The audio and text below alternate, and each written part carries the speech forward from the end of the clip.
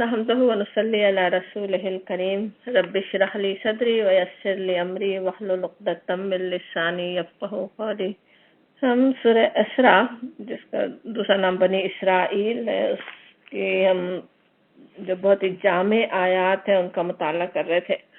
ان آیات میں وہ احکامات جمع کر دیے گئے جو انسانوں کو بہترین انسان بنانے کے لیے، ایک انسانی معاشرے، ایک سوسائٹی، کسی قوم اور ملت کو بہترین معاشرہ بنانے کے لیے لازمی ہے۔ اب یہ بھی یاد ہوگا، یہ صورت مکی ہے، ہجرت سے کچھ عرصہ پہلے ہی نازل ہوئی، تو ایک طرح سے جو مدینہ جو اسلامی سوسائٹی بننے والی تھی، اسلامی ریاست بننے والی تھی،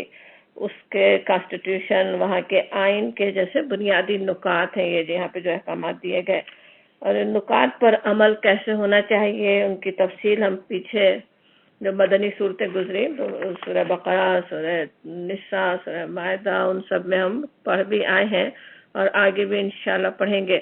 کہ آیت 25 سے 30 تک جو ابھی پچھلی کلاس میں سمجھے ہم جو جہاں پہ بات ختم کی تھی وہ انفاق پر تھی۔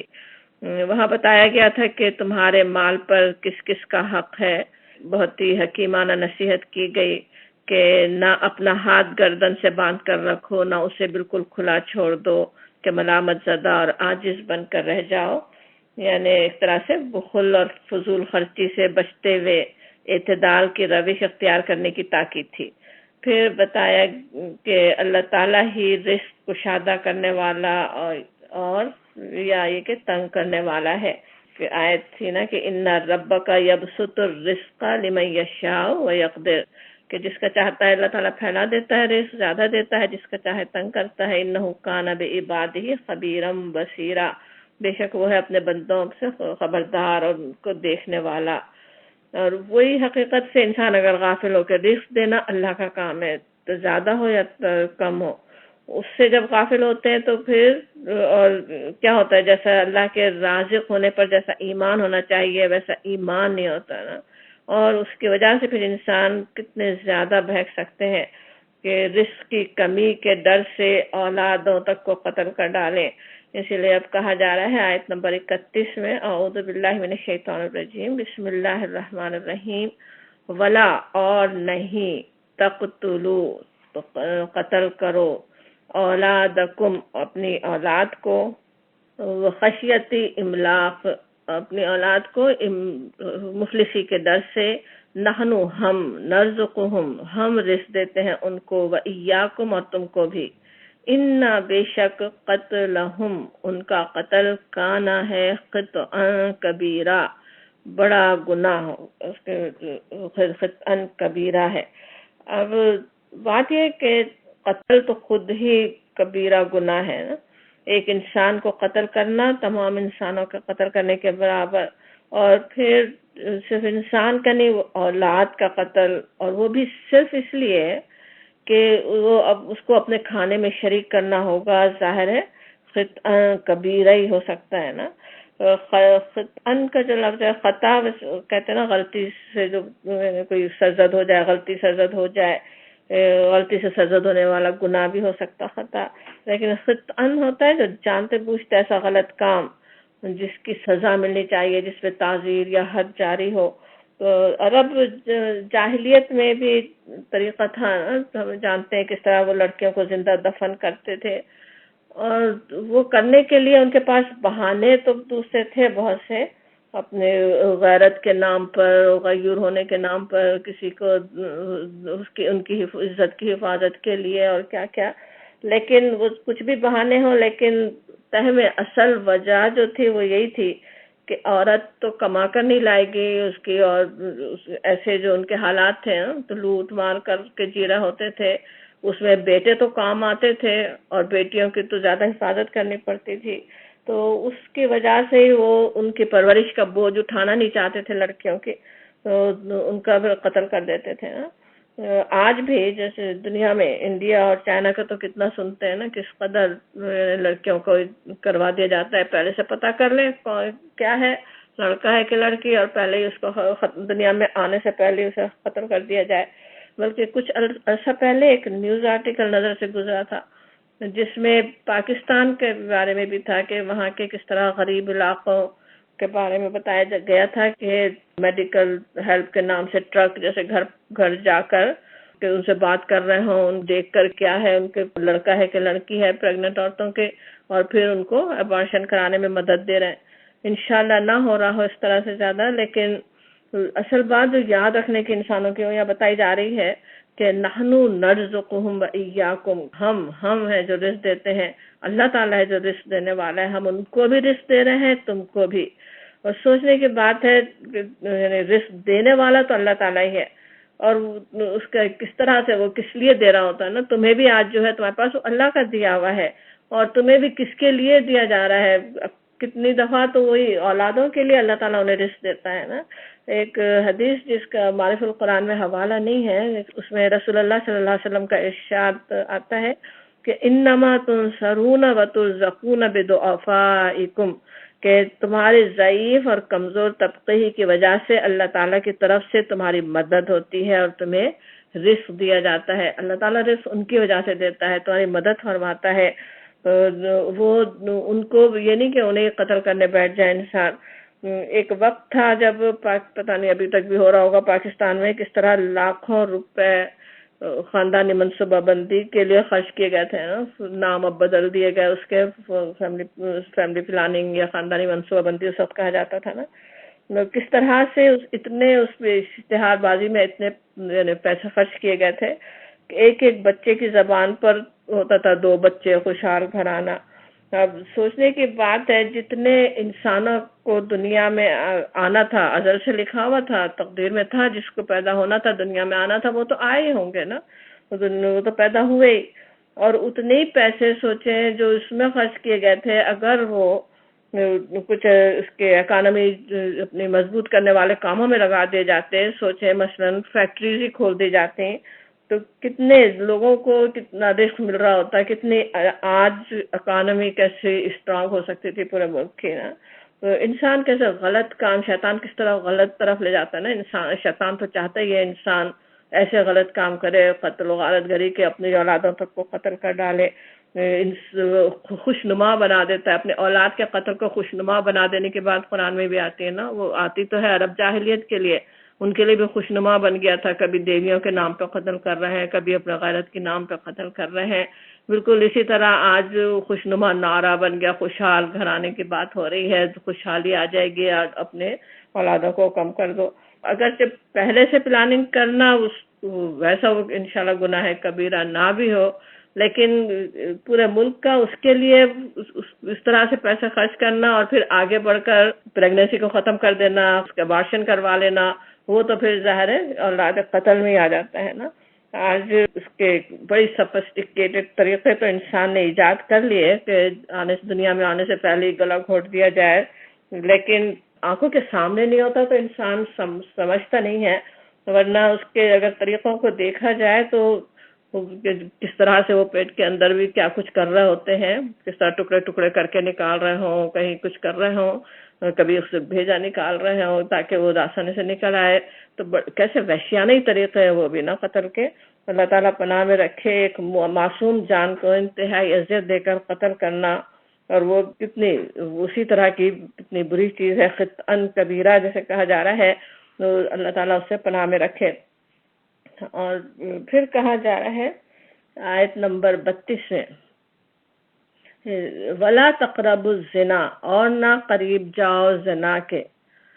انہو بے شک وہ کانا ہے فاحشہ بے حیائی، وساء سبیلا اور برا ہے راستہ، اور برا راستہ ہے۔ اب یہاں پہ جو ہم احکامات ہم یاد کر رہے تھے نا کہ احکامات جو چل رہے ہیں اس کے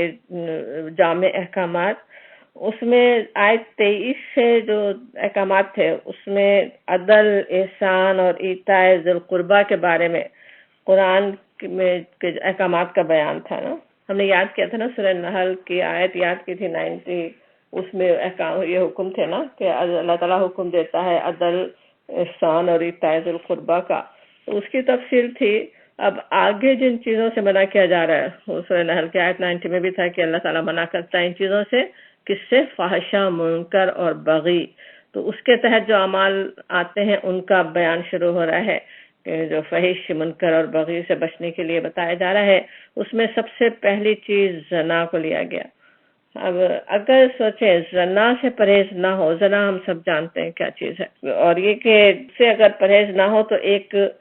صالح معاشرے کا جیسے وجود میں آنا ہی مشکل ہے۔ سوچیں میاں پر بیوی کو، میاں کو بیوی پر شک ہو، اولاد کا یقین نہ ہو کہ اپنی ہی ہے، تو پھر سچی محبتیں کیسے جنم لیں گی؟ معاشرہ بنتا محبتوں سے ہی ہے نا۔ اسلامی معاشرہ جو ہے اس میں کس طرح ایک خاندان کی بنیاد کو مضبوط کیا گیا، پھر اس خاندانوں سے مل کر پھر وہ اور ذو القربہ بنتے ہیں، پھر اقربا کا حلقہ ہے، پھر اس کے آگے پھر دوسرے اور حلقے، اس طرح محبتیں پھیلتی چلی جاتی ہیں نا۔ تو وہ ایک بہترین معاشرہ وجود میں آتا ہے، پیسفل معاشرہ۔ لیکن وہی نہ ہو، اندر بے چینیاں، اتنی بڑی بے چینیاں ہوں تو سوچیں کیسے وہ بہترین معاشرہ بن سکتا ہے نا۔ بلکہ کتنی زیادہ اس میں خرابیاں پیدا ہو رہی ہوتی ہیں۔ ایک تو پہلی بات یہ کہ ایسے ہی اپنی ہوس پوری ہو رہی ہو، زنا کے ذریعے سے، غلط طریقے سے، بغیر شادی کے کوئی اپنے ہوس پوری کر رہا ہے، تو پھر اس کے بعد کوئی حقوق کی ادائیگی کیوں کرے، کیوں ذمہ داریاں اٹھائے، کیوں شادیاں کرے؟ اسی وجہ سے آج ہم دیکھتے ہیں کہ کیسا رجحان ہے نا بغیر شادی کے رہنے کا۔ کم شادیاں ہو بھی جائیں تو وہ بگڑ جائیں، آسانی سے طلاقیں ہو جائیں، کیونکہ ایک دوسرے کی ضرورت ہی نہیں محسوس ہوتی ہے۔ اور پھر یہ کہ ہوس کے نتیجے میں جو اولاد ہو تو یا تو اس کو وہی ہوگا کہ دنیا میں آنے سے پہلے قتل کرنے کی کوشش ہوگی، یا اگر دنیا میں آئی گئی اولاد تو بھی کیا ہوگا، باپ تو بھاگ جائے گا چھوڑ کر۔ اب کہ سنگل مام کے کچھ کی معاش کی بھی فکر کرنا ہے، اور جب وہ معاش کی فکر کر رہے ہو تو پھر سوچنے کی بات ہے کیا تربیت کر سکتی ہے اولادوں کو، کیا وہ ٹائم دے سکتی ہے۔ تو اس طرح اب پھر وہ کیسی اولادیں آگے جا کے نکلیں گی یہ بھی سمجھ میں آ سکتا ہے۔ تو بہرحال بہت ہی غور کریں تو بہت کچھ ہے سوچنے کا، لیکن یہ کہ سمجھ میں آتا ہے کہ کس طرح زنا جو ہے معاشرے میں ایک بڑے فساد کی جڑ ہے۔ جیسے صرف یہی نہیں کہ ایک انسان اس گناہ کر رہا ہے، اپنی ہوس غلط طریقے سے پوری کر رہا ہے، یا ایک شخص پہ ظلم کر رہا ہے، کسی کو اگر ریپ کر رہا ہے نعوذ باللہ، لیکن اس کے اس سے آگے بڑھ کر اور بہت ہی بڑا فساد پورے معاشرے میں پھیلتا ہے نا۔ تو اسی لیے کہا بھی جا رہا ہے آگے کہ انہو کانا فاحشۃ وساء سبیلا۔ فاحش ہوتا ہے جیسے ایک ایسی بات یا کام جس کی برائی حد سے بڑی بھی ہو، کھلی بے حیائی کہا جا سکتا کہ بے حیائی کا ہمیں پتہ ہے اگر حیا انسان میں نہیں ہو تو پھر تو جو چاہے برائیاں کرے نا۔ اسی لیے حدیث میں آتا ہے، بخاری کی حدیث ہے کہ حیا کو ایمان کا شعبہ کہا گیا ہے حدیث میں، یعنی ایمان کا جیسے جز ہو۔ حیا اور شرم نہیں ہے تو انسان پھر جو چاہے کرتا پھر ہے، بلکہ بالکل اسی طرح کی حدیث بھی ہے ایک کہ جس میں حیا نہیں پھر وہ جو چاہے کرے۔ اب اس کے بعد تو پھر اسے کیا ہے، جو یعنی انسانوں کی بھی شرم نہ ہو، نہ اللہ سے حیا ہے نہ انسانوں سے حیا ہے، تو پھر تو کیا انسان کتنی برائیاں کر سکتا ہے، اسی سے پھر ایمانی خطرے میں تک پڑ سکتا ہے نا۔ حدیث سے یہ بھی پتہ چلتا کہ جس وقت انسان گناہ کبیرہ کر رہا ہوتا ہے اس وقت ایمان کی حالت میں ہی نہیں ہوتا۔ بخاری اور مسلم کی حدیث ہے، ابو ہریرہ رضی اللہ عنہ کی روایت کہ زنا کرنے والا زنا کرتے وقت مومن نہیں ہوتا، کھلی اللہ کی نافرمانی کر رہا ہے اس وقت تو مومن ہی نہیں ہے جیسے۔ اور یہ کہ جو جیسے قتل کر رہا ہو تو وہ قتل کرتے وقت مسلمان نہیں ہے، یا یہ کہ کوئی اگر شراب پی رہا ہے تو وہ شراب پیتے وقت مسلمان نہیں ہے، تو اتنا ایمان ہی پھر خطرے میں ہے نا۔ اس طرح سے جب گناہ کبیرہ میں انسان لگ جائے تو اب زنا کے یہاں پہ تو کہا گیا کہ ولا تقربوا الزنا، قریب بچ جاؤ زنا کے، اس کے تفصیلی احکامات، اس کی کیا سزا ہے اور کتنی وہ شدید برائی ہے، تو اس کی بات آگے سورہ نور میں آئے گی۔ لیکن جتنی بڑی یہ برائی ہے زنا، اس کی وجہ سے ہم دیکھتے ہیں کہ مکی صورتوں میں جہاں ابھی شریعت کے احکامات اتنے نہیں بھی آئے تھے نا، ان پہ پوری طرح سے عمل درآمد ہو نہیں سکتا تھا مکے میں، لیکن وہاں بھی تو بات تو بتا دی گئی۔ صرف یہی نہیں بلکہ اور بھی، یہ تو بہت ہی مکے کی آخری صورتوں میں سے ہے نا، اس سے پہلے بھی جو صورتیں ہیں ان میں بھی اس کی زنا کی جیسے برائی بتائی گئی۔ سورہ فرقان کا آخری رکوع میں عباد الرحمن کی صفات آتی ہیں نا، تو وہاں پہ بھی سورہ فرقان کی آیت ہے، آیت نمبر 68 ہے، والذین لا یدعون مع اللہ الہا آخر. پہلی بات شرک کی، جیسے یہاں پہ شروع ہوئی تھی نا، کہ وہ نہیں پکارتے اللہ کے ساتھ کسی اور کو. ولا یقتلون النفس التي حرم اللہ الا بالحق، اور اللہ کی حرام کی بھی کسی جان کو ناحق ہلاک نہیں کرتے. اس کی بات بھی ابھی آگے آیت میں آ رہی ہے یہاں پہ. اور ولا یزنون، اور زنا نہیں کرتے. اور پھر اس طرح وَمَن یفعل ذَلِکَ یلقى اثاما، یہ کام جو کوئی کرے وہ اپنے گناہ کا بدلہ پائے گا. نہ صرف یہ کہ بدلہ بلکہ اور تو بتایا جاتا ہے کہ یضاعف له العذاب یوم القیامت ویخلد فیہ مہانا، اس دن اسے قیامت کے روز ملٹیپل مکرر عذاب، یضاعف له العذاب، بہت زیادہ عذاب پر عذاب ہوگا اور ہمیشہ اس میں رہے گا. انسان اکثر سمجھتے ہیں کہ بس کلمہ پڑا ہوا ہے تو معافی ہے. نہیں، ایک تو شرک کی بھی بات تھی خریص آیت میں، تو شرک کا بھی گناہ معافی نہیں ہوتا. پھر یہ بڑے گناہ کبیرہ اگر ان کی توبہ نہ کی جائے، خاص طور پہ ان سے انسان پلٹ نہ آئے، تو پھر وہ یخلد فیہ مہانا کی بھی تنبیہ ہے کہ ہمیشہ پھر وہ آگ میں رہنے والے ہیں، عذاب میں رہنے والے ہیں. اللہ تعالیٰ سے پناہ میں رکھے. یہاں پہ تو جیسے ولا یزنون کی بات ہے صرف فرقان میں کہ وہ زنا نہیں کرتے، لیکن اکثر جگہ قرآن میں ہم دیکھتے ہیں جس طرح یہاں پہ آ رہا ہے نا کہ ولا تقربوا الزنا کہا گیا، کہ زنا کے قریب بھی نہیں جاؤ. اب یہ کہ زنا کے قریب لے جانے والی کیا چیزیں ہیں نا، اس کی تفصیل میں سے انشاءاللہ آگے سورہ نور میں آئے گی کہ کون سی چیز ہے جو وہاں لے جانے والی، اس تک زنا تک پہنچانے والی ہے. لیکن ان الفاظ پہ غور کرنے کی بات ہے، جو یہاں پہ جس چیز سے منع کیا جا رہا ہے، صرف زنا سے نہیں منع کیا جا رہا، بلکہ ولا تقربوا الزنا، قریب بھی نہیں جاؤ زنا کے، دور ہی رہو. ہم دیکھتے ہیں دین کے احکامات، شریعت کے احکامات کس طرح سے ہوتے ہیں نا. ایسا نہیں ہے کہ انسانوں کو چھوڑ دیا جائے، وہ جا کے گناہ کریں اور پھر ان کو پکڑ کے اس کے کوڑے لگائیں اور ان کو سزا دی جائے. سزا دینا تو کوئی بہت ہی آخری چیز ہوتی ہے نا، پہلے ہی اس کو روکنے کی کوشش ہوتی ہے، اسے دور سے ہی روکنے کی کوشش ہوتی ہے. سوچیں ایک کس طرح ایک ٹرین ٹریکس کے لیے بھی ایک یلو لائن کتنی دور لگی ہوئی ہوگی، قریب ہو تو خطرہ ہوگا کہ گر جائے انسان نا. بالکل ہی قریب جائے، کسی بھی گڑھے کی سوچے ڈھلان ہے اس کے قریب جائے، گڑھے میں گرنے کا ہی ڈر ہوگا نا، دور رہنے کی ضرورت ہوتی ہے. تو وہ اس سے بچنے کی بات ہو رہی ہے. صرف زنا نہیں کرو بات ہوتی تو ہم آسانی سے جیسے اپنے لیے ہم سوچ سکتے کہ الحمدللہ ہم تو زنا کے مرتکب ہونے والوں میں نہیں ہیں، ہم زنا کرنے والے نہیں ہیں. لیکن یہاں ممانعت ان تمام کاموں کی ہے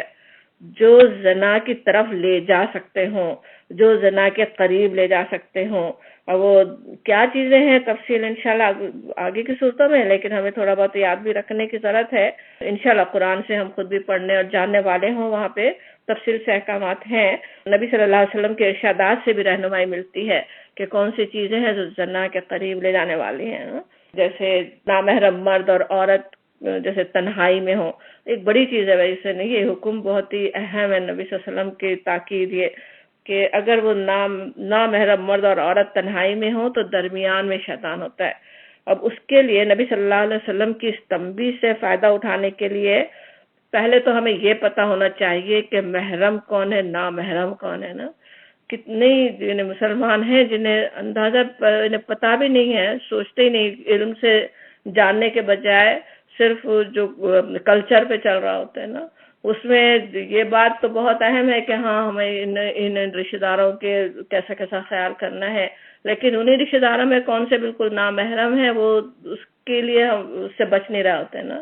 نبی صلی اللہ علیہ وسلم کا یہ فرمان ہے کہ دیور تو موت ہے، بالکل نامحرم رشتہ ہے، کس طرح سے نامحرم کی طرح اس کے ساتھ ہونا چاہیے، تنہائی میں نہ ہو، ان سے اتنا قریب نہ ہو، ہاتھ نہ لگ رہے ہوں ایک دوسرے کو، تو اس سے دور رہنے کی ضرورت ہے. اور وہ اگر کرنا بھی چاہے آج کوئی تو کس طرح سے اس کو ہی ٹوکا جاتا نا کہ اعتماد نہیں کر رہا ہے، یہ تو اپنے ہی ہیں، ان پہ کیسے نہیں اعتماد ہو رہا ہے. حالانکہ بات اعتماد اور بے اعتمادی کی نہیں ہوتی، اللہ اور اس کے رسول کے حکم پر عمل کی ہے. اللہ کے رسول نے جب حکم دے دیا وہ ہمیں کرنا ہے. احکامات جب دیے گئے تھے تو صحابیات اور صحابہ کرام کو دیے گئے تھے، وہ تو کتنے قابل اعتماد لوگ تھے. امہات المومنین کے لیے احکامات ہم سے زیادہ سخت تھے، وہ کیا ان سے کوئی ڈر تھا، کوئی خطرہ تھا؟ نہیں، ان کی حفاظت کے لیے دیے گئے تھے نا۔ سوچنے کی بات ہے، آج اگر ہم اپنا دروازہ لاک رکھتے ہیں تو اس کا مطلب یہ تھوڑی کہ ہمیں پڑوسیوں پہ اعتماد نہیں ہے یا سارے پڑوسی چور ہے، احتیاط کا تقاضا ہے اس لیے لا کر کے رکھتے ہیں نا۔ پھر اسی طرح سے اپنی زینت کا نامحرم پر ظاہر نہ ہونا، وہ بھی ایک بڑی ضروری چیز ہے نا۔ پھر عورتیں خود ظاہر نہ کریں زینت، بلکہ مردوں تک کے لیے بھی اسی طرح کی بات ہے۔ پھر غض بصر کا جو حکم آتا ہے آگے کی صورتوں میں جو ہم پڑھیں گے، اپنے نظروں کو نیچے رکھنا، شہوت کی نظر نہیں ڈالنا، اور نظروں کی حفاظت سامنے نامحرم ہو تو کرنی ہی کی ضرورت ہے۔ آج دوسرے بھی مواقع ہے نا، تنہائی میں اسکرین پر، وہاں بھی نظروں کی اسی طرح سے حفاظت کرنے کی ضرورت ہے نا۔ نظریں جو ہیں وہ کس طرح دل کے حالت کو خراب کرتی ہیں نا، پھر ایمان خراب کریں گی، دل میں کیا کچھ خیالات برے آ سکتے ہیں اس کی وجہ سے۔ ان سب کے لیے اللہ سے ڈرنے کی ضرورت ہے نا۔ پھر بات تک کرنے کے لیے بھی حکم ہے نا کہ جب بات کرو تو صاف سیدھی بات کرو، کھلکھلانا، باتوں کے ذریعے سے بات اس طرح سے کرنا کہ دوسرا اس کی طرف اٹریکٹ ہو، نامحرم، اس سے بھی پرہیز کرنے کی ضرورت ہے کہ جیسے بات کرنی چاہیے سلیقے سے اس طرح سے کرنے کی اجازت ہے۔ ایسا نہیں ہے کہ آواز کا پردہ ہو کوئی، لیکن اس میں بھی حیا کی ضرورت ہے، پتہ ہو کہ کس طرح سے بات کرنا غلط ہے، اور سمجھ بھی سکتے ہیں نا، سب کو پتہ ہی ہوتا ہے، لیکن کس طرح سے، خصوصاً سوچے نوجوان بچے ہوں، ان کو یہ ساری باتیں کس طرح، ہماری ذمہ داری ہے نا اپنے بچوں کو بھی یہ بتانے کی۔ آج کالج یونیورسٹیز تو ہم بھیج رہے ہوں بچوں کو، اور انہیں یہ سارے حدود ہی پتہ نہ ہو تو کس طرح پھسل جانے کے کیسے کیسے اندیشے ہو سکتے ہیں نا۔ تو اللہ تعالیٰ پناہ میں رکھے، انہیں اپنی حفاظتوں میں رکھے، اور اللہ کے احکامات ہیں کہہ کر بتانے کی ضرورت ہوتی ہے نا۔ ورنہ کس طرح جب ہم نہیں، ہمارے پاس یہ نہیں ہوتا، اس طرح سے نہیں ہونا چاہیے کہیں تو وہ تو پھر ان کے ماں باپ کا یہ کلچر ہے، یہ اس طرح کی ان کی باتیں ہیں، اس کو اہمیت اتنی دیں گے بھی نہیں نا۔ قرآن کے ذریعے سے، اللہ کے احکامات کے ذریعے سے جو اس میں تنبیہات آ رہی ہیں، وہ ان کے ذریعے سے سمجھانے کی ضرورت ہے نا۔ تو انشاءاللہ تعالی ہم خود بھی بچنے والے ہوں، اور اور خاص طور پہ اولادوں کی ہم پہ ذمہ داری آتی ہے، ان تک بھی صحیح طرح سے بات انہیں بھی سمجھانے والے ہوں، اور جس کو بھی ہم سمجھا سکتے ہوں۔ اور پھر کہا جا رہا ہے یہاں پہ ویسے جو ساء سبیل ہے نا، برا راستہ، اس کا ویسے ہم نے تھوڑا سمجھ بھی لیا تھا کہ کس طرح وہ زنا کی برائیاں پھر کہاں کہاں تک پہنچتی ہے نا، پورے معاشرے کو جیسے میں سڑان پیدا ہو جائے، اس کی وجہ سے پورا معاشرہ ہی کتنا گندا ہو جائے نا۔ بھی حدیث میں بھی ہے نا، معراج کے موقع پہ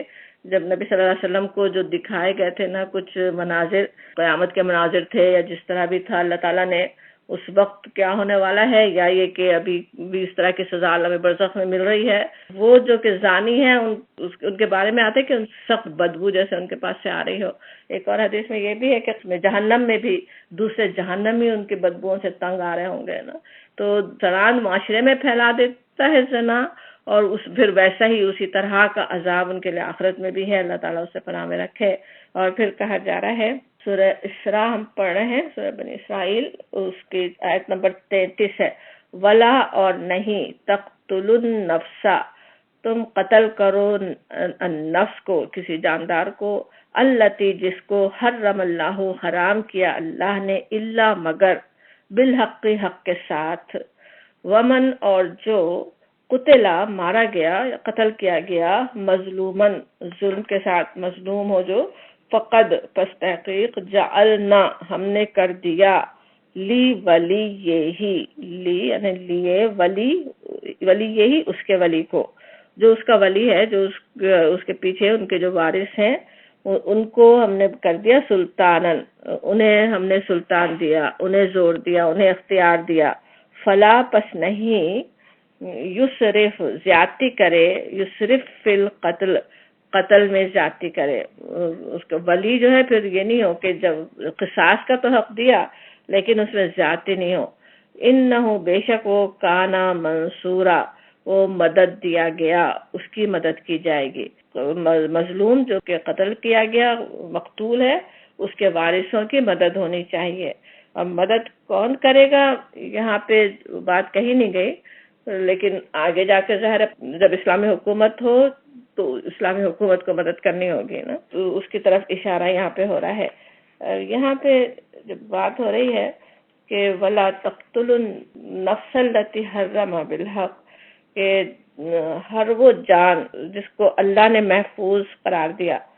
اس کا خون بہانا جائز نہیں، کسی کے لیے بھی جائز نہیں کہ وہ اس کو قتل کرے. لیکن کہا جاتا النفس ہے یہاں پہ کہ ہر جان کوئی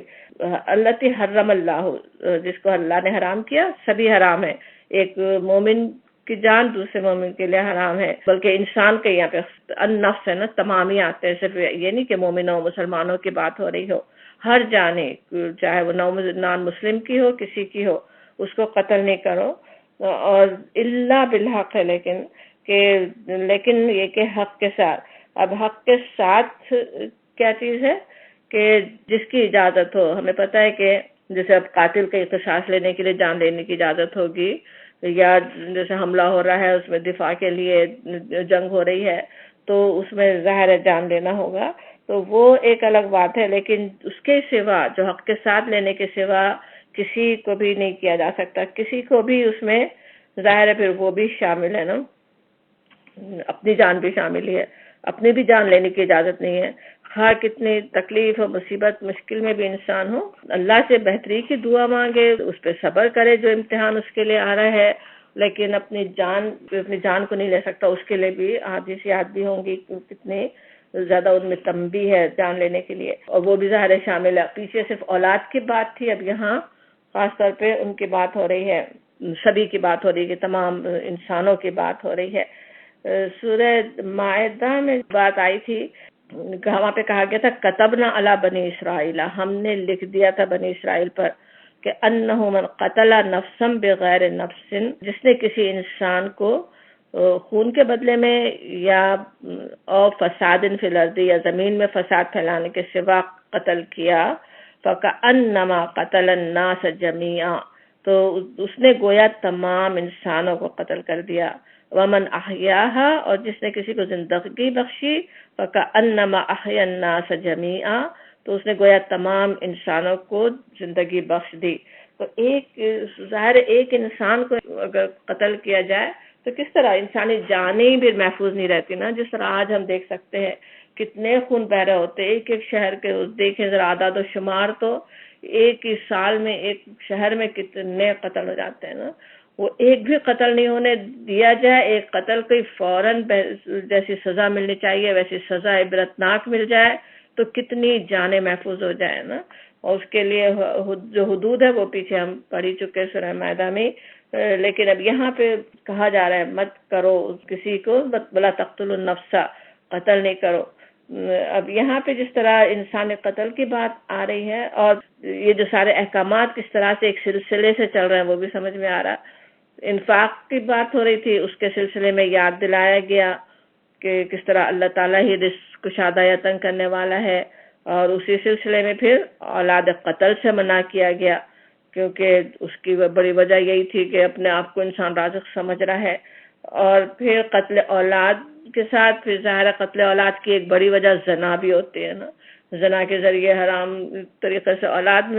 آ جائے، پریگننٹ ہو جائے، پھر اس کو نکالنا چاہیں، انہیں قتل کرنا چاہیں، اس سے روکا گیا. پھر زنائی کے نتیجے میں معاشرے میں قتل بھی اکثر کتنے ہوتے ہیں نا. اب قتل کی بات آ رہی ہے، اور اگر جو قتل ہو جائے تو اس کا ولی جو ہے اس کا یہ کہا جا رہا ہے کہ فقط جعلنا، ہم نے بنایا. اللہ تعالیٰ نے وارث کو حق دیا ہے کہ وہ قصاص لے، وہ جیسے مقدمہ دائر کرے، وہ اس کے لیے اس کا وارث ہوگا. آج کے قوانین میں اکثر کیا ہوتا ہے، حکومت ہوتی ہے نا، اس کے حکومت کے ذمہ ہوتا ہے کہ وہ دیکھے قاتل کو کیا سزا دینی ہے، کس طرح قتل کرے. اللہ تعالیٰ کے قوانین میں بڑی حکمت ہوتی ہے نا. اس میں ایک سمجھے غلطی سے بھی قتل ہو گیا، اب وہ خون بہا دے کر فدیہ دے کر راضی کر سکتے ہیں. جو خرابی انسانوں میں آپس میں آ گئی تھی، جو دشمنی آ گئی تھی، وہ دشمنیاں دور ہونے بھی ہو سکتی ہیں نا اس کی وجہ سے. یا یہ کہ اس کو صحیح پتہ ہو، ایک وارث ہے، جتنی ہمدردی اس کو مقتول سے ہے کسی اور کو نہیں ہو سکتی. نہ دوسری جو جوری بیٹھ رہی ہے ان کو کیا ہمدردی ہے نا. ان کو اگر لوگ قاتل سے زیادہ ہمدردی نظر آ رہی ہے، وہ ہماری جیسی اسکن کلر رکھتا ہے، اس کی حمایت کر دیں اور مقتول کو اس کو قاتل کو سزا نہ ہونے دے، کیا کچھ ہو سکتا ہے نا. تو یہاں ولی کو اللہ تعالیٰ نے سلطانن کہا گیا کہ اسے سلطان، اسے اختیار دیا ہے لیکن اس کو بھی پھر ہدایت ہے کہ فلا یسرف فی القتل، زیادتی نہیں کرے. اب زیادتی کرنا کیا ہو سکتا ہے؟ سمجھے کہ ایک کے بدلے زیادہ کو قتل کرنے کا بھی بہت رواج بھی تھا ان کے پاس نا. کچھ قبیلے اپنے آپ کو بڑے قبیلے سمجھ رہے ہیں اور کوئی دوسرا جن کو وہ اپنے سے کمتر سمجھ رہے ہیں ان کے تو اگر ایک اپنے مقتول کے بدلے میں ان کو تو 10 چاہیے اس کے قصاص، 10 لوگوں کو قتل کرنا ہے ورنہ تو جیسے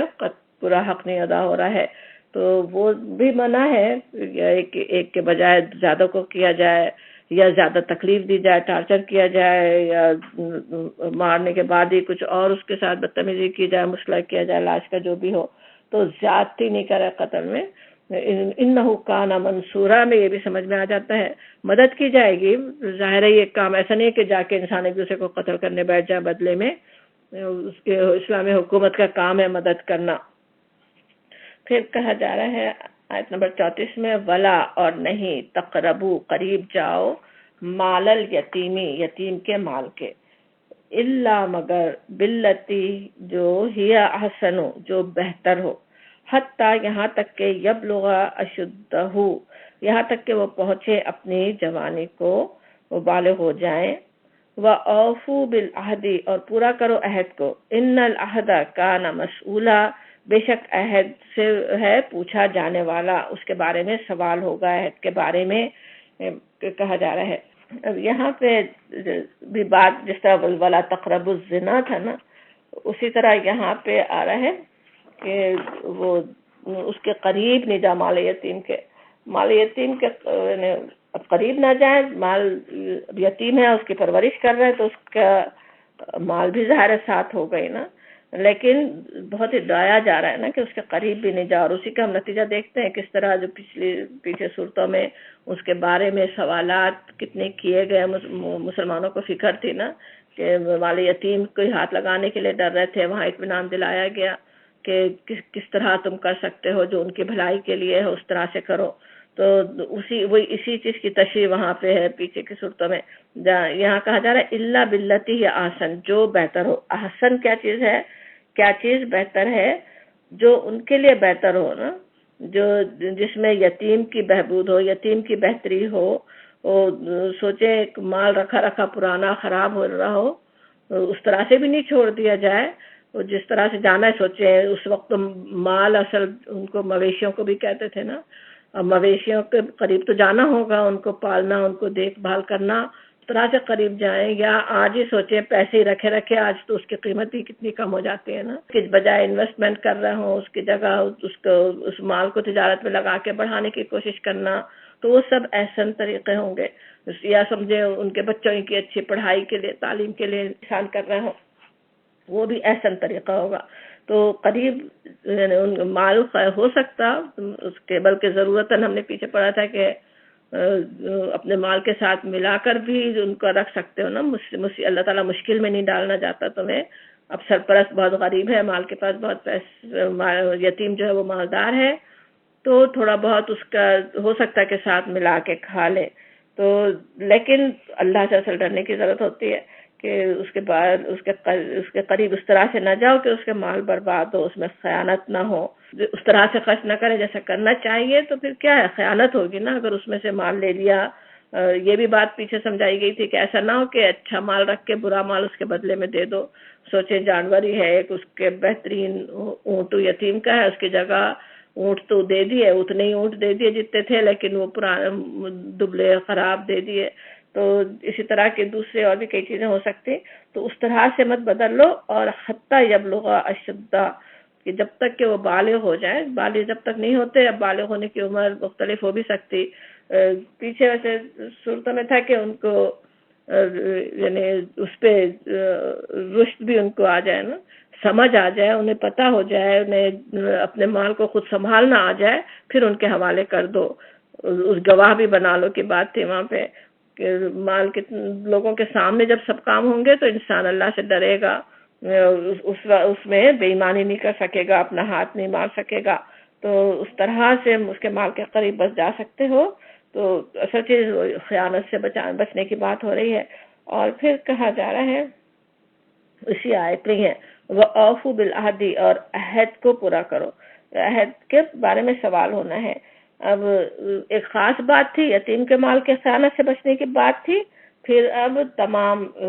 ہر طرح کے عہد اور میثاق میں خیانت سے منع کیا جا رہا ہے، اس تنبیہ کے ساتھ کہ تو سوال ہونے والا ہے اس کے بارے میں۔ اب یہ کہ ان کے مال کی حفاظت کا، جو یتیموں کے مال کس طرح سے ہو، اس کی یعنی تاکید ہے کہ اس کے قریب نہ جاؤ۔ اس میں جیسے معرف القرآن میں وہ لکھتے کہ یتیموں کی مصلحت کو دیکھ کر خرچ کریں، اپنی خواہش یا بے فکری سے خرچ نہیں کریں، اور یہ سلسلہ اس وقت تک جاری رہے جب تک کہ یتیم بچے جوان ہو کر اپنے مال کی حفاظت خود نہ کر سکیں، اور ان کے مطابق اس کا عمر جو ہے 15 سال یا پھر 18 سال تک کی ہے، لیکن ظاہر ہے مختلف ہو بھی سکتی ہے ہر ایک کے لیے، تو ہر ایک کی سمجھ ایک جیسی نہیں ہوتی ہے نا۔ اور یہ کہ ناجائز طریقے پر ظاہر ہے کسی کا بھی مال خرچ کرنا جائز نہیں، لیکن یتیموں کا خصوصیت کے ساتھ یہاں پہ ذکر آ رہا ہے کیونکہ وہ خود اپنا حساب لینے کے قابل نہیں ہے۔ سوچیں ان کا سرپرست کتنے غلط طریقے سے ان کے مال کو خرچ کر دے، کتنے بیچارے یتیموں کو خبر بھی نہیں ہو سکتی، یا پتہ بھی چل رہا ہو تو اتنی طاقت نہیں ہوتی کہ وہ ان کو پکڑ سکے اپنے سرپرستوں کو کہ یہ کام غلط ہو رہا ہے۔ تو اس کے لیے اللہ تعالیٰ تاکید فرما رہے ہیں کہ ان کے مال میں خیانت نہ کرو، اور پھر وَأَوْفُوا بِالْعَهْدِ کہ عہد کو پورا کرو۔ عہد جو ہے وہ اب کئی طرح کے ہوتے ہیں نا، عہد کے بارے میں ذہن میں ہوگی بھی باتیں جو ہم سمجھتے رہے کس قسم کے عہد ہوتے ہیں نا۔ ایک تو عہد جو بندے اور اللہ کے درمیان ہوتا ہے نا، اس کی بھی مختلف قسمیں۔ ایک تو وہ عہد ہے جو ہماری روحوں نے اللہ سے کیا ہوا ہے، ہمارے لاشعور میں ہے، ہر انسان سمجھ سکتا ہے کہ مجھے اللہ کی بندگی کرنی ہے، اس کا ضمیر اس کو خود کھڑکھڑا رہا ہوتا ہے کہ اللہ کی بندگی پہ قائم رہے۔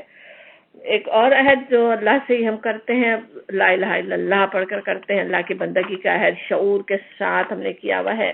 تو اس طرح اس عہد میں پورا شریعت ہی آ جاتی ہے نا، شریعت کے تمام احکامات کی ہم نے پابندی کا جیسے اللہ سے عہد کیا ہوا ہے نا۔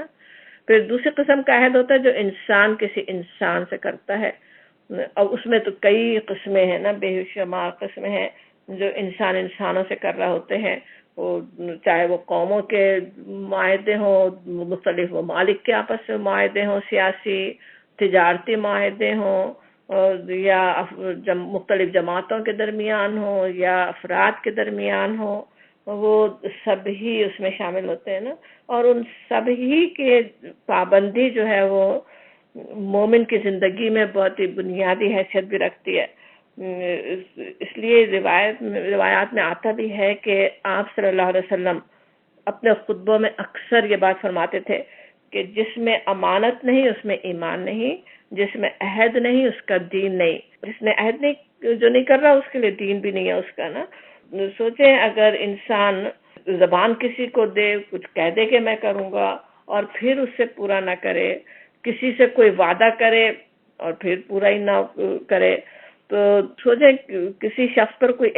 کیسے اعتماد کر سکتا نا، بالکل اعتماد ہی اٹھ جائے۔ اور دنیا کا کوئی معاملہ، کوئی کام ایسے اشخاص کے ساتھ ہو نہیں سکتا، کیا ہی نہیں جا سکتا ان کے ساتھ نا۔ اس کے کئی مثالیں سوچ سکتے ہیں۔ اب ایک یتیم ہی کو، جیسے پچھلی آیت میں بات تھی، اس کو سرپرستی میں لیتے وقت تو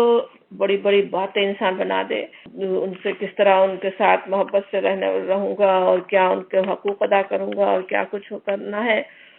اور پھر سب کچھ بھول جائے، ان کے پیسے کھا پی کر اسے اپنے ملازم کی حیثیت دے دے۔ بڑی خیانت بھی ہے اور عہد کی خلاف ورزی بھی نا۔ ایک جاب لے رہے ہیں، جاب لیتے وقت تو بہت کچھ کرنے کے وعدے کریں، کوئی چھوٹا سا بھی کام کسی کے لیے کرنے کا وعدہ کریں کہ ہاں میں یہ کام اتنے گھنٹے اور اس طرح سے کروں گا، یا کوئی بڑے عہدہ ہی لینے جا رہا ہے جاب پر، اس کے پورا کانٹریکٹ پہ سائن ہو رہی ہے، سب کچھ کر دے، اور اس کے بعد جب کرنے کا ٹائم ہو تو وہ اس پہ کسی بھی چیز پہ عمل نہیں ہو رہا ہے، اس میں خیانت ہو رہی ہے، وقت کسی اور کام میں خرچ لگ رہا ہے، اس طرح سے اس کو پورا ہی نہیں کیا جا رہا، تو وہ کتنی بڑی یعنی مصیبت بھی ہے دوسری پارٹی کے لیے، دوسرے فریق کے لیے، ایسے لوگ جو عہد کی پابندی نہ کریں۔ اور خود انسان کے اپنے لیے بھی بالکل نفاق کی ایک صفت حضور نے اس کو بتایا نا، عہد کی پابندی نہیں کرنا، خیانت کرنا، دونوں ہی جو ہے وہ نفاق کے صفات میں سے ہیں۔ عام طور پہ یہ بھی کتنا دیکھنے میں آتا ہے، کوئی عہدہ حاصل کرنے سے پہلے تو کیسے کیسے وعدے کر رہا ہوتے نا کینڈیڈیٹ، لیکن جب عہدہ مل گیا، عہدہ کا لفظ خود بھی ویسے سوچنے والا ہے، عہد ہی اس کا روٹ ورڈ ہے نا، تو عہدہ کیا ہے کہ عہد کر کے کوئی عہدے پہ پہنچتا ہے کہ میں یہ ذمہ داری پوری کروں گا، اور جب پہنچ گئے تو پھر اس کے بعد تو کتنی عام بات ہے، ایکسپیکٹ بھی نہیں کرتے عوام کہ ہاں وہ وعدے پورے کریں گے نا، بہت ہی کم لوگ ہوں گے جو اس بیماری سے بچے ہوئے ہوں، جب عہدے پہ پہنچ جائیں تو پھر اس کی ذمہ داریاں بھی ادا کریں۔ کسی ملک کے سوچیں عہدہ جو بڑے بڑے عہدے داران ہیں، وہی جب اس کو عہد کو پورا نہیں کرتے تو پھر کیسا کرپشن بھی پھیلتا ہے جو آج ہم دیکھ رہے ہیں دنیا میں، کیسی کیسی مصیبتیں انسانوں کو اٹھانی پڑتی ہیں، ان کے کام ہی نہ ہو رہے ہوں جیسے ہونے چاہیے، ٹیکس تو لے لیا جائے، کام ویسے نہ کیے جائے جیسے ان کے ہونے چاہیے ان کی بہبود کے لیے۔ تو اور اس میں اب سب سے بڑی چیز وہی ہے انسان کو روکنے والی کہ ان العہد کان مسئولا، دنیا کے عہد تو ایک حد تک ہی پوچھنے والے ہو سکتے ہیں نا، کہیں ہوتا بھی ہے کہ معلوم ہے کہ اگر جاب نہیں کی تو نکال دیے جائیں گے، جاب ختم ہو جائے گی، یا دوسرے اور اسی طرح کے کتنے کوئی پکڑنے والا ہو سکتا ہے کی خلاف ورزی پر، لیکن کتنے ہی ایسے ہوتے ہیں جس میں دنیا میں نہیں پکڑے جاتے، دنیا میں کوئی پکڑ نہیں سکتا ان کو اتنا، لیکن اللہ کا خوف ہونے کی ضرورت ہے کہ اللہ تعالیٰ تو ضرور پوچھے گا، عہد کے بارے میں تمہیں ضرور جواب دہی کرنی ہوگی۔ دنیا میں تو عوام کمزور ہے، وہ ان کے عہدیداران کے گریبان نہیں پکڑ سکتے، یتیم کمزور ہے، کوئی اس کے لیے اس کا حق مارنے والے کے لیے کھڑا نہیں ہوگا، سرزنش نہیں کرے گا، بعض خود ہی بہت نرم ہے یا یہ کہ خود ہی کرپٹ ہے، وہی بے ایمانیاں کر رہا ہے، بے ایمانیاں کرنے دے رہا ہے، تو دنیا میں پکڑ نہیں ہو رہی، لیکن اللہ تعالیٰ تو پوچھنے والا ہے۔ عورت ہی کمزور ہوتی ہے، اس کے ساتھ ہی کیسے زیادتیاں انسان کر جاتے ہیں، خود اپنے حق کے لیے وہ کھڑی ہونے کے اگر قابل نہیں ہو، تو دنیا میں تو بچ جاؤ گے پرسیز سے، لیکن آخرت میں نہیں بچ سکتے، اس کی ہونی ہے، بلکہ دنیا میں بھی اللہ تعالیٰ پکڑ ہی سکتا ہے۔ یعنی یہ بات سوچنے کی ضرورت ہے کہ عہد جس سے ہو رہا ہے کیا جا رہا ہے، صرف اس کو نہیں دیکھو کہ کس سے عہد کیا گیا، وہ کتنا کمزور ہے اور وہ کیسا ہے، یہ سوچو کہ اللہ رب العالمین کے ساتھ معاملہ ہے، دوسری طرف دوسرا فریق اللہ تعالیٰ ہے، اللہ کا نام لے کر اللہ کے بھروسے بھی اکثر عہد ہوتے ہیں، تو اس کو تو جواب دینا ہوگا، یہ ذہن میں رہے نا ضرور ہے۔ پھر کہا جانا وَأَوْفُوا الْكَيْلَ، اور پورا کرو پیمانہ، اِذَا كِلْتُمْ، جب تم ناپ کر دو، وَزِنُوا بِالْقِسْطَاسِ، اور وزن کرو ترازو سے، قسطاس کہتے ترازو کو، المستقیم سیدھا، ذَلِكَ خَيْرٌ وَأَحْسَنُ تَأْوِيلًا، یہ بہتر ہے، وَأَحْسَنُ تَأْوِيلًا، اور اچھا ہے، احسن ہے، تأویلا انجام کے لحاظ سے۔ یہاں پہ بات ہو رہی کہ پورا پیمانہ دو، اپنا کیل کا جو لفظ ہے اس کے ناپنے کے لیے، کہ جیسے دودھ کو ناپ کر دیں گے نا، تو یا پھر وزن، یا پھر وزن کر کے، لین دین جو ہوتا ہے، تجارت ہوتی ہے ناپ کر یا تول کر، تو دونوں کے لیے آ رہا ہے کہ وہ پورا پورا دو، صاف کے ساتھ، پورے ترازو کو سیدھا رکھو، انصاف سے تولو، اور یہ کہ اگر ناپ کے دو تو پورا پورا دو۔ سورہ مطففین کے شروع میں ان کے ویل للمطففین آتا ہے، خرابی ہے مطففین کے لیے، ان کی بربادی ہے، تباہی ہے، کس کے لیے؟ مطففین، جو ڈنڈی مارنے والے ہوں، جو کمی کرنے والے ہوں، ان کا حال کیا ہے کہ الذین اذا اکتالوا علی الناس یستوفون، وہ جب لوگوں سے لیتے ہیں تو پورا پورا لیتے ہیں، وَإِذَا كَالُوهُمْ أَوْ وَزَنُوهُمْ يُخْسِرُونَ، اور جب ان کو ناپ کر یا تول کر دیتے ہیں تو اس میں گھاٹا دے دیتے ہیں۔ أَلَا يَظُنُّ أُولَٰئِكَ أَنَّهُمْ مَبْعُوثُونَ، کیا یہ لوگ نہیں سمجھتے کہ اٹھائے جائیں گے ایک دن، لیوم عظیم، ایک بڑے دن میں؟ اس طرح کی بے ایمانی کرنا، ناپ تول میں کمی کرنا، اس میں تجارت میں بے ایمانی کرنا کس طرح ہے؟ جیسے کہ آخرت کا یقین ہی نہیں ہے۔ کیا انہیں یقین نہیں کہ وہ اٹھائے جانے والے ہیں؟ اگر یہ یاد ہو انسان کو کہ اس مالک یوم الدین کے سامنے کھڑا ہونا ہے، مجھے اس کو حساب دینا ہوگا، وہ تو اتنا اللطیف الخبیر ہے، وہ تو جانتا ہے، جو تھوڑی سی کمی میں نے کی، جو تھوڑی سی بے ایمانی کی، وہ تو جاننے والا ہے، تو وہ تب وہ بے ایمانی نہیں کرے گا نا۔ اور اگر کر رہا ہے پھر بھی بے ایمانی، تو کیا مطلب کہ اللہ پہ ایمان نہیں ہے، آخرت پر ہی ایمان نہیں ہے جیسا کہ ہونا چاہیے۔ اور انسان کو کیا ہوتا ہے، بس فائدہ نظر آتا ہے نا دنیا کا، کہ یہ تھوڑا سا کمی کر دے، تھوڑا سا دوسرے کا حق مار لے، تھوڑا حق اپنے لیے زیادہ لے لے، اور وہ سمجھتا ہے کہ کوئی بہت ہی بڑا فائدہ کر رہا. حالانکہ سوچنے کی بات ہے، بے ایمانی کر کے تجارت کوئی انسان ایک تو چمکتی بھی نہیں. سوچیں ہم ایک چھوٹا سا ایک ہلدی مرچ مسالے بھی لینے جا رہے ہوں تو اسی برانڈ کے خریدنا چاہیں گے جس میں ملاوٹ نہیں ہو، جس میں ناپ تول اچھا ہو، ٹھیک سے ملتا ہو، جس میں کمی ہوتی ہو، یا کوئی جیسے ملاوٹ وغیرہ ہے ظاہر ہے وہ لیں گے بھی نہیں نا. پہلے دکاندار ہی ہوتے تھے، کوئی دکاندار کم تول کے دینے والا ہے، ظاہر ہے ایک دو دفعہ انسان کو تجربہ ہو جائے، نہ خود جائے گا نہ دوسروں کو بھی روکے گا کہ وہاں نہیں جاؤ. تو انجام کے اعتبار سے بھی اچھا نہیں ہے. لیکن دنیا میں تو پھر بھی چل سکتا ہے، آج چل ہی رہی ہیں دنیا میں کتنی بے ایمانیاں چل ہی رہی ہیں، چلا رہی ہیں، بڑی بڑی کمپنیاں بے ایمانیاں چلا رہی ہیں نا. لیکن پھر بھی وہ دنیا میں خواہ کتنے سمجھے ملینئر بلینئر بھی ایک انسان بن جائے، لیکن آخرت تو برباد کرے گا ہی نا. اور آخرت سے پہلے دنیا میں بھی کیا ہوتا ہے کہ کسی بھی ایسے جب کرپٹ سمجھے کہ بزنس مین ہو، تجارت کرنے والے اتنے بے ایمان ہوں تو وہ بستی خوشحال بھی نہیں ہوتی ہے نا. اور جب بستی خوشحال نہیں ہوگی تو تجارت کتنے دن چمک سکتی ہے نا. پھر ظاہر ہے ایک وقت آتا ہے کہ وہ سب ٹھپ ہو کے رہ جائے، کوئی خریدار کی ہمت ہی نہیں ہے خریدنے والوں کی. اس طرح یہاں پہ کہا جا رہا ہے کہ وہ انجام کے لحاظ سے وہ بہتر ہے، اگر تم صحیح سے تول کر دو، صحیح ناپ تول کر دو، ذالک خیرن، وہ بہتر، احسن تاویلا، اور وہ انجام آخرت کا بھی پھر ظاہر ہے وہ بہترین انجام اسی سے ہے نا. یہ بھی ہوتا ہے کہ جو حرام سے کمایا ہوا پیسہ کس طرح سے دنیا میں بھی ایک حقیقی اطمینان انسان کو دیتا بھی نہیں، اور اکثر خرچ بھی اس طرح کیسے غلط چیزوں میں ہو رہا ہوتا ہے نا. اولادیں سوچیں جنہیں تو بس مفت میں ہی پیسے مل گئے بغیر محنت کے، وہ تو جا کے بالکل حرام کاموں میں اڑا رہے ہوتے ہیں نا. ایسے لکھ پتیوں کی اولادیں کیا کر رہی ہوتی ہیں کہ کتنے کتنے حرام طریقے کے کام کر رہے ہوتے ہیں، کتنے غلط کاموں میں پیسے اڑا رہے ہوتے ہیں نا. تو وہ انجام تو پھر اس کا خراب ہی ہو جاتا ہے نا. تو اس کی یہاں پہ ایک تاکید ہو رہی ہے، امانت دیانت اس کے بہترین طریقے سے